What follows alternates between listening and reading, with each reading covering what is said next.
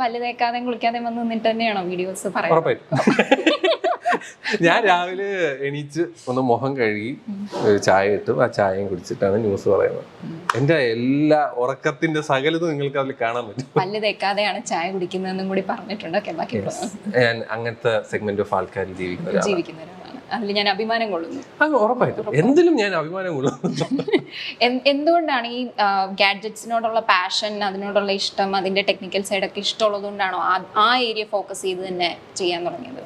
അല്ല, ഗാഡ്ജറ്റ്സ് എന്ന് പറയുന്നത് ഇപ്പൊ ഈ ടെക്നോളജി എന്ന് പറയുന്നത് ഇപ്പൊ പണ്ട് നമ്മളൊക്കെ റേഡിയോ എന്ന് പറയുന്ന സാധനം, റേഡിയോയൊക്കെ ഇപ്പം റേഡിയോ വരെ ഇപ്പൊ ഫോണിലുണ്ട്.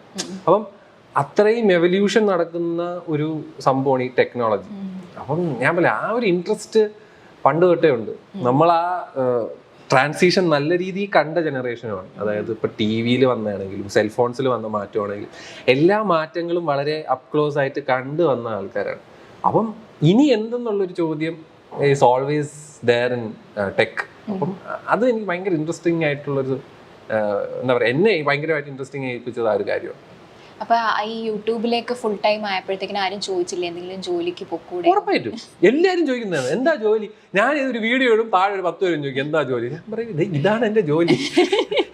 എല്ലാ ദിവസവും ഇങ്ങനെ വീഡിയോ ഇടുന്നത് ഒരു ജോലി തന്നെയല്ലേ. അത് ആൾക്കാർക്ക് അത് അക്സെപ്റ്റ് ചെയ്യാൻ എവിടെയോ ഒരു മടിയാണോ, അല്ലെങ്കിൽ അവരതൊരു കൗതുകത്തിന് വേണ്ടി ചോദിക്കും, എനിക്കറിയത്തില്ല. എല്ലാവരും ചോദിക്കാറുണ്ട്. ഞാൻ ഒരു ലൈവ് ഇട്ട് അപ്പം വരും, ജോലി എന്തോന്നു ജോലി എന്തോ. ഞാൻ ഇവിടെ ഇതാണ് ജോലി. എന്നാലും എനിക്ക് ജോലിയും കൂലിയും ഇല്ല എന്ന് എന്നെ കൊണ്ട് തന്നെ പറയിപ്പിക്കാൻ വേണ്ടി അവരെ ഒരു സാഡിസ്റ്റിക് സംഭവമാണ് അത്. ഇവർക്കൊക്കെ മറുപടി കൊടുക്കാറുണ്ടോ? എന്നിട്ട് ചിലർക്ക് കൊടുക്കാറ്, ഞാൻ ഇത് തന്നെയാണ് ജോലി എന്ന് പറയുന്നത്.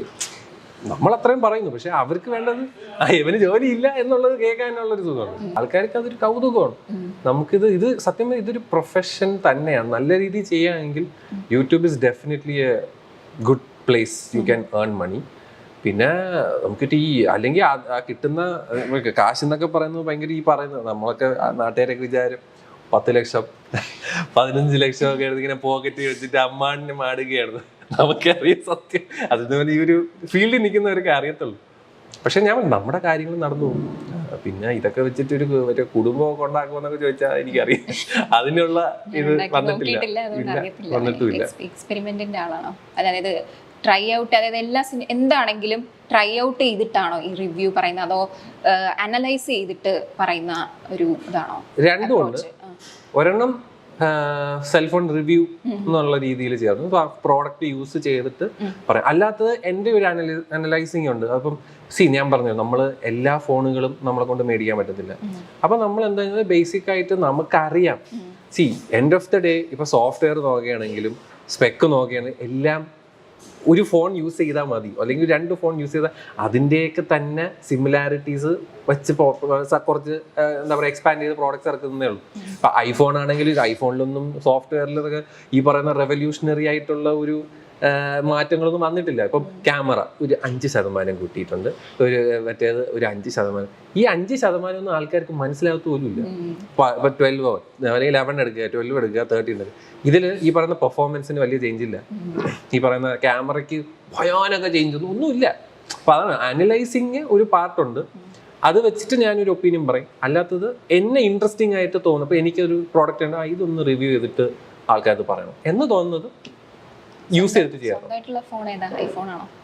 രണ്ടും ഉണ്ട്. ഒരു ചെറിയൊരു ഐഫോൺ മിനിയും ഉണ്ട്, ഒരു സാംസങ് S22 പ്ലസ്. എത്ര കുറ്റം പറഞ്ഞാലും ഐഫോൺ തന്നെ ഉപയോഗിക്കുള്ളൂ എന്നൊക്കെയുള്ള കമന്റുകൾ കണ്ടിട്ടുണ്ട്. അതായത് ഇപ്പൊ ഈ 12 പ്രോ അല്ലെ 12 മിനി, അത് ചെറിയൊരു ഫോണാണ്. ഒന്നെന്ന് പറഞ്ഞാൽ ഇപ്പം എപ്പോഴും നമുക്ക് ഈ ചക്ക പോലെ ഇരിക്കുന്ന ഫോൺ കൊണ്ട് നടക്കാൻ പറ്റില്ല. അപ്പം ഇതെന്ന് പറഞ്ഞാൽ പോക്കറ്റിൽ ഇരിക്കുന്ന പോലെ അറിയത്തില്ല. ഒന്ന് അതാണ് അതിൻ്റെ ഒരു ഗുണം. രണ്ടെന്ന് പറഞ്ഞാൽ എൻ്റെ പേഴ്സണൽ ഫോണാണ് അത്. മറ്റേതെന്ന് പറഞ്ഞാൽ ഞാൻ കുറച്ച് നേരം ഒന്ന് സമാധാനം നൽകാൻ വേണ്ടിയിട്ട് മാത്രം വെച്ചേക്കണം. അപ്പം ഇതിലാകുമ്പോൾ ഒന്നുമില്ല, എല്ലാം എൻ്റെ മറ്റേ പ്രൈവറ്റ് ഇൻസ്റ്റാഗ്രാം, അത് വളരെ ബോറിംഗ് ആണ്. അത് കഴിഞ്ഞിട്ട് പ്രൈവറ്റ് വാട്സാപ്പ്, അവിടെ എൻ്റെ കുറെ ഒന്നും സംസാരിക്കാത്ത ഒരു ഗ്രൂപ്പും കുറച്ച് ഫ്രണ്ട്സും, നമ്മുടെ സാധാ ജീവിതമാണല്ലോ. അതാണ് എൻ്റെ ഐഫോൺ. എന്നാലും 2 വാട്സപ്പും ഈ ഫോണും കൊണ്ട് സമാധാനം കിട്ടും ആദ്യമായിട്ട് ഒരാളാണ് പറയുന്നത്. ഉറപ്പായിട്ട്. ഇപ്പൊ മറ്റേത് ഐഫോൺ മിനി എനിക്ക് സമാധാനമാണ്. ബിക്കോസ് വലിയ കോളൊന്നും വരത്തില്ല. ആരും നമ്മൾ ഈ പേഴ്സണൽ കോൾ ആരും ചെയ്യാറില്ല, അതാണ് സത്യം. നമ്മളെ മറ്റേതാണ് മറ്റേ തുരാന്ന് മറ്റേ ഫോൺ വരികയും. എന്റെ ആ നമ്പർ ആണെങ്കിൽ ആരാ ഏറ്റവും അധികം അങ്ങനെ വിളിച്ച് ശല്യം ചെയ്യാറുള്ളത്? ഒരു കൗതുകത്തിന്റെ പുറത്ത് ഞാൻ ചോദിക്കുക. അതായത് ഇപ്പോ ഈ ശല്യമല്ല, ഒരു ദിവസം ഞാൻ തന്നെ ഒരു അബദ്ധം കാണിച്ചത്, എന്റെ നമ്പർ ഞാൻ ലീക്ക് ചെയ്തത്, അതോടെ തീർന്ന്. അതോടെ എല്ലാവരും വിളിയോടെ വിളിയ. അപ്പൊ ഞാനിങ്ങനെ ചിലതൊക്കെ എടുക്കും, ചിലതൊക്കെ എടുത്തു കഴിഞ്ഞാൽ ഇവർ ഫോൺ വെക്കില്ല. ഇങ്ങനെ പറഞ്ഞോളൂ, ഞാൻ നമ്മൾ എന്തെങ്കിലും ആവശ്യത്തിന് ഇരിക്കും. അപ്പോഴത്തേക്കും അയ്യോ. അപ്പൊ അങ്ങനെ ഇത് ശല്യമല്ല, അത് ഞാനായിട്ട് ഉണ്ടാക്കിയ ഒരു പ്രശ്നം. ആരെങ്കിലും വിളിച്ചിട്ട് ചോദിക്കാറുണ്ടോ ഈ ഫോൺ എടുക്കട്ടെ, ആ ഫോൺ എടുക്കട്ടെ? ഇൻസ്റ്റാഗ്രാം മൊത്തം അതാണ്. അല്ലാതെ വിളിച്ച് എന്റെ കൂട്ടുകാർ ചോദിക്കും, അല്ലാതെ ഇല്ല. ഇപ്പം അതാ പറഞ്ഞു, ഇപ്പൊ ഇൻസ്റ്റാഗ്രാമിന്റെ റിക്വസ്റ്റ് പേജ് എന്ന് പറഞ്ഞതാണ് 15,000 താഴെ, 30,000 താഴെ, 50,000 താഴെ, 1,00,000 താഴെ ലാപ്ടോപ്പ്, ഫോൺ, അങ്ങനെ അങ്ങ് തുടങ്ങും. എന്നിട്ട് ഇവരെയൊക്കെ സന്മനസ്സോടെ സഹായിക്കാറുണ്ടോ? ഞാൻ അതായത് ചില ദിവസങ്ങളിൽ ഞാൻ ഈ റിക്വസ്റ്റ് നോക്കാറുണ്ട്. ആ സമയത്ത് ഒരു 5 പേർക്ക് ഇങ്ങനത്തെ റിക്വസ്റ്റ് ഞാൻ അങ്ങനെ അത്ര വിൻഡോ ഓപ്പൺ ചെയ്ത് വെക്കാറുണ്ട്. ഓൾറെഡി നമ്മൾ വീഡിയോ ഇടുന്നുണ്ട്, ഇപ്പോ under 25K എന്നൊക്കെ പറഞ്ഞിടുന്നുണ്ട്.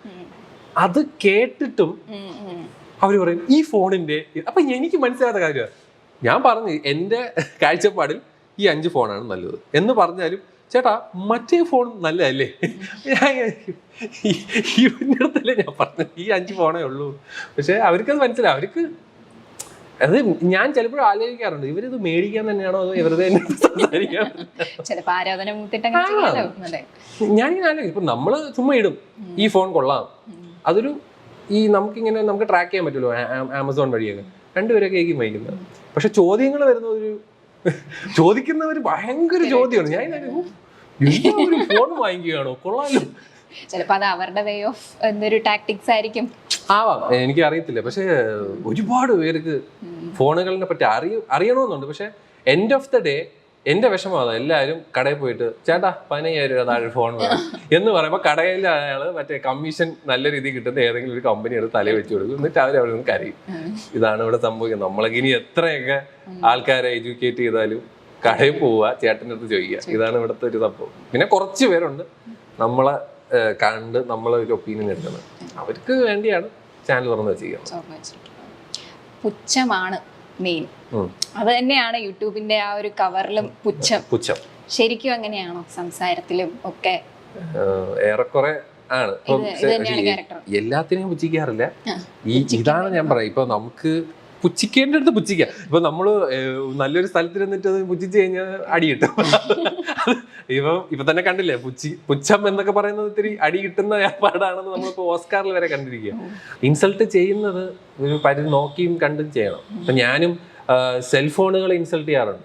അവർക്ക് വല്ല പ്രശ്നം ഉണ്ടെങ്കിൽ അവരൊന്നും അടിയാണ്. അല്ല, ഈ വലിയ ബ്രാൻഡുകളൊക്കെയാണ് പുച്ഛിച്ചു വിടുന്നത്. അപ്പൊ എപ്പോഴെങ്കിലും പേടിച്ചിട്ടുണ്ടെങ്കിൽ ബ്രാൻഡുകളൊക്കെ വരും എന്തെങ്കിലും ഒക്കെ പറഞ്ഞു.